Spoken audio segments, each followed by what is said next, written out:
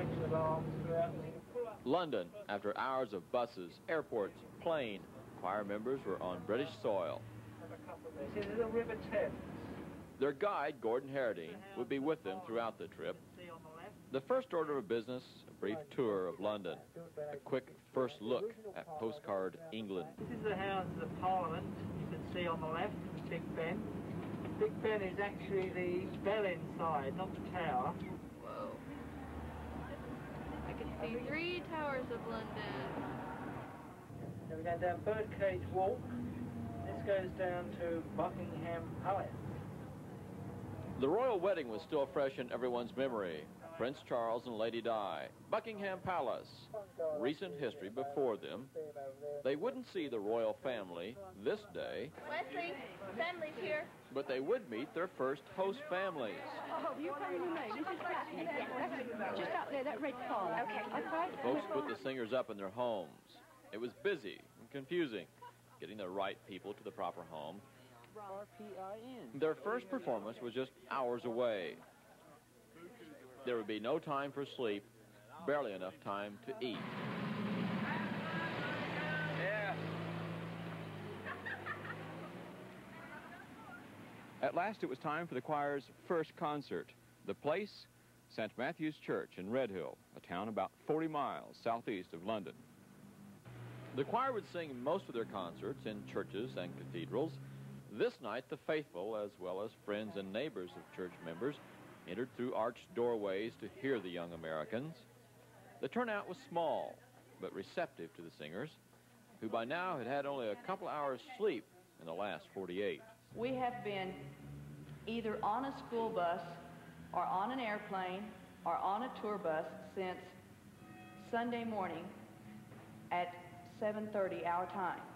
So if we hit a few flat notes, just smile and say, well, maybe they could do it better. Maybe we couldn't, but think of it that way anyway.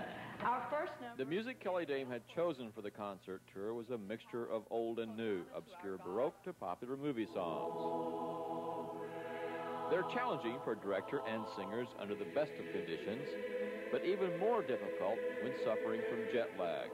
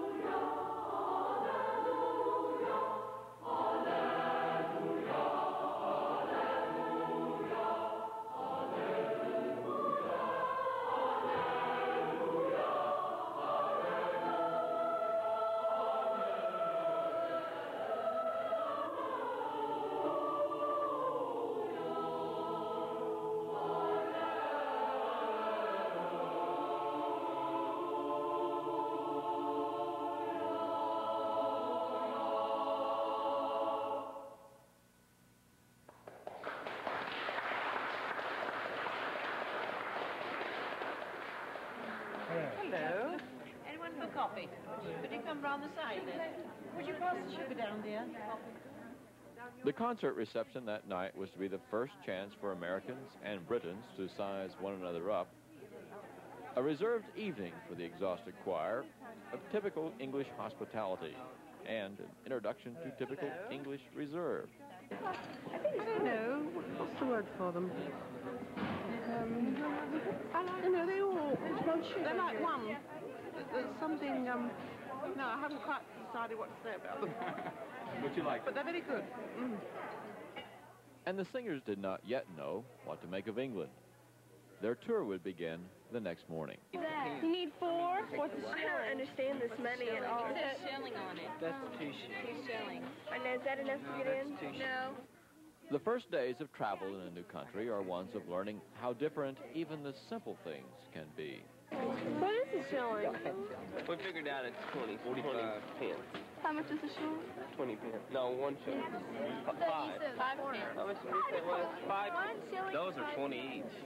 No, that's not. A pence is what? 5. Those are 20 each. I don't have enough change, huh? Hey, I wonder what they'd do if I gave them $20? They'd say, hey, we don't understand. You're kind of mean. Here you go, Susie.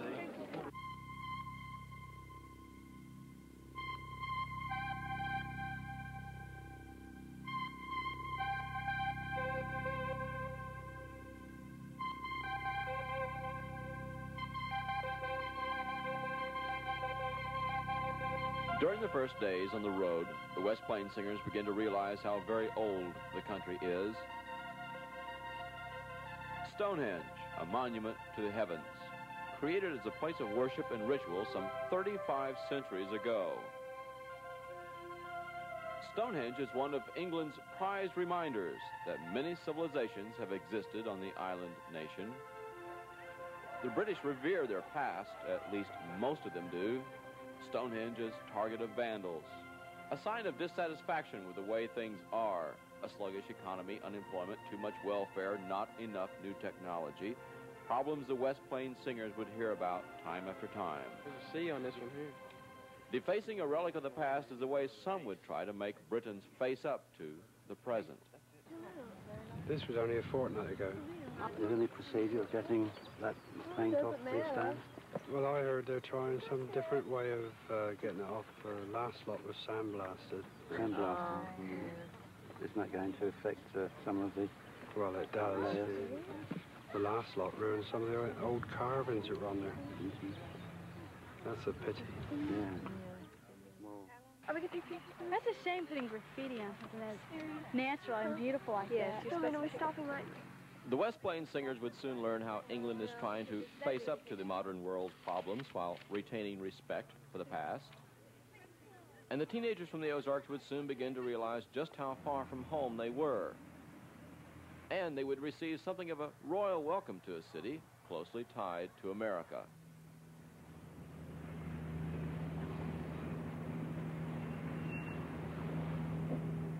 Plymouth, England, home of the Pilgrims. Plymouth has been a major seaport for centuries, a vital link to the rest of the world for a nation surrounded by water. Britain became powerful by mastery of the sea.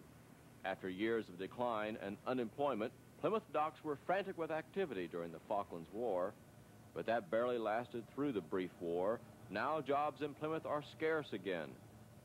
Young people find it especially tough to find and keep a job.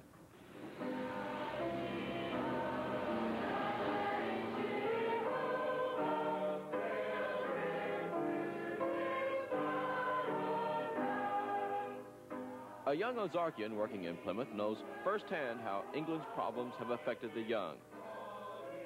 Rock Jones, for 1 year, an assistant minister in Plymouth, part of his preparation for the ministry. Rock Jones grew up in the Ozarks. His father is minister at Kingsway Methodist Church in Springfield. Rock Jones helped out at Kings Road Methodist in Plymouth.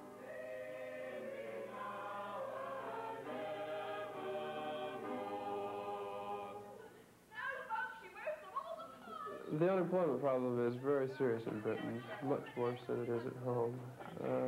And young people in British schools are often faced with very difficult times when they get out of school. Not nearly as many British young people go to college or university as we do at home.